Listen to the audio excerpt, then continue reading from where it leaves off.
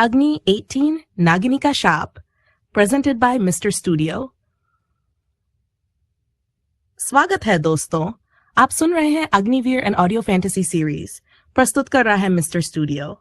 अगर आपको ये कहानी पसंद आए तो लाइक, शेयर और सब्सक्राइब जरूर करें। तो चलिए शुरू करते हैं आज की कड़ी, एपिसोड माइट नागिनी का शाप। अंधकार देवी का नया खेल भस्मासुर की हार ने अंधकार देवी को क्रोधित कर दिया था। उसकी आंखें खून की तरह चमक रही थीं। उसने अपने सिंहासन पर बैठते हुए कहा, आर्यन और वारुण, तुम बार बार मेरी योजनाओं को नाकाम कर रहे हो, लेकिन अब तुम्हारे सामने आएगी मेरी सबसे खतरनाक शिष्या नागिनी। नागिनी आधी स्त्री और आधी नागिन काले विष की देवी थी। उसकी फुफकार से जंगल के पेड़ मुरझा जाते थे और उसकी आंखों से निकलने वाली चमक किसी को भी पत्थर बना सकती थी। गांव में अशुभ संकेत। गांव में कुछ दिनों से अजीब घटनाएं होने लगीं। कुओं का पानी जहरीला हो गया था, बच्चों के खेलने के स्थान पर सांप रेंगने लगे थे और रात को अजीब फुफकारें सुनाई देती थीं। गांव वाले डरकर आर्यन और वारुण के पास पहुंचे। एक बूढ़ा आदमी बोला, बेटा, यह कोई साधारण सांप नहीं, यह तो नागिनी का शाप है। अगर इसे रोका नहीं गया तो पूरा गांव जहर से भर जाएगा। आर्यन ने तलवार कसकर पकड़ी। भाई, यह नया संकट है, हमें इसे खत्म करना होगा। वरुण ने दृढ़ निश्चय से कहा, हाँ, चाहे हमें विष की आग में क्यों न उतरना पड़े। जंगल की गहराई। आर्यन और वरुण ने गांव की रक्षा के लिए जंगल की ओर कदम बढ़ाए। जंगल सन्नाटा ओढ़े हुए था। पत्तों की सरसराहट भी जहरीली लग रही थी।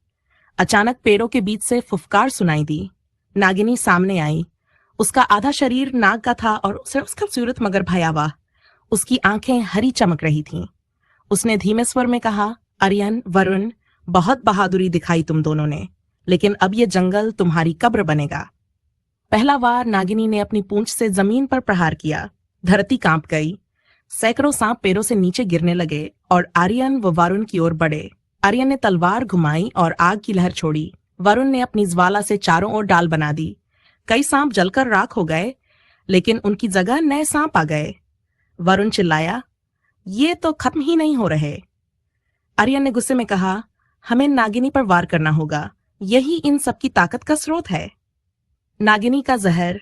आर्यन ने छलांग लगाकर नागिनी पर हमला किया, लेकिन नागिनी ने अपनी आंखों से हरी चमक छोड़ी। आर्यन का हाथ धीरे धीरे पत्थर बनने लगा। वरुण चीख उठा, भाई। आर्यन ने पूरी ताकत से तलवार घुमाई और उस जादू को तोड़ा, लेकिन उसका हाथ अभी भी भारी हो गया था। नागिनी हंसते हुए बोली, तुम्हारी ज्वाला यहां नहीं जल पाएगी। ये जंगल मेरा है और यहां सिर्फ मेरा जहर राज करेगा। दूसरा संघर्ष। वारुण ने जमीन पर हाथ रखकर आग का गोला बनाया और नागिनी पर फेंका, लेकिन नागिनी ने अपनी जहरीली सांस से उसे हरा धुएं में बदल दिया। आर्यन ने तलवार से वार किया, मगर नागिनी की पूंछ ने उसे दूर पटक दिया। वह जमीन पर गिरा और खून निकल आया। वारुण दौड़कर उसके पास गया। भाई, तू ठीक है?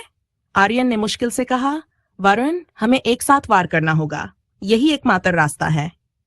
भाइयों की संयुक्त शक्ति। दोनों ने हाथ मिलाए। आर्यन की ज्वाला और वरुण की लौ मिलकर सुनहरी शक्ति में बदल गई। आर्यन ने तलवार उठाई और वरुण ने उसमें अपनी ज्वाला समा दी। तलवार अब चमकती हुई सूर्य जैसी हो गई। दोनों भाइयों ने एक साथ नागिनी की ओर छलांग लगाई। नागिनी ने पूरी ताकत से फुफकार की, मगर इस बार उसकी शक्ति काम नहीं आई। आर्यन ने तलवार सीधी उसके सिर पर दे मारी। वरुण ने चिल्लाकर कहा, यह वार गांव के लिए है। एक धमाका हुआ। नागिनी की चीख जंगल में गूंज उठी। वह राख बनकर हवा में उड़ गई। गांव में उम्मीद जंगल फिर से शांत हो गया। सांप धीरे धीरे गायब हो गए। गांव के कुएं का पानी साफ होने लगा। आर्यन और वारुण थके हुए वापस लौटे। गांव वालों ने उन्हें घेर लिया और जयकार की, अग्निवीर की जय, लौ के भाइयों की जय। आर्यन ने तलवार नीचे रखी और बोला, यह जीत सिर्फ हमारी नहीं, ये जीत तुम्हारे विश्वास की है। वरुण ने कहा, जब तक तुम्हारी उम्मीद की लौ जलती रहेगी, कोई भी शाप इस धरती को नहीं निगल पाएगा। तो दोस्तों, ये थी अग्निवीर की 18वीं कड़ी, नागिनी का शाप। आर्यन और वरुण ने नागिनी को परास्त किया, मगर यह तो बस अंधकार देवी का अगला वार था। अब सवाल यह है, क्या अंधकार देवी अपने अगले शिष्य को भेजेगी?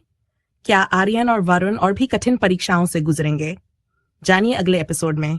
Agniveer, an audio fantasy series by mister studio. और दोस्तों, अगर आपको ये एपिसोड पसंद आया हो तो लाइक, शेयर और सब्सक्राइब जरूर करें।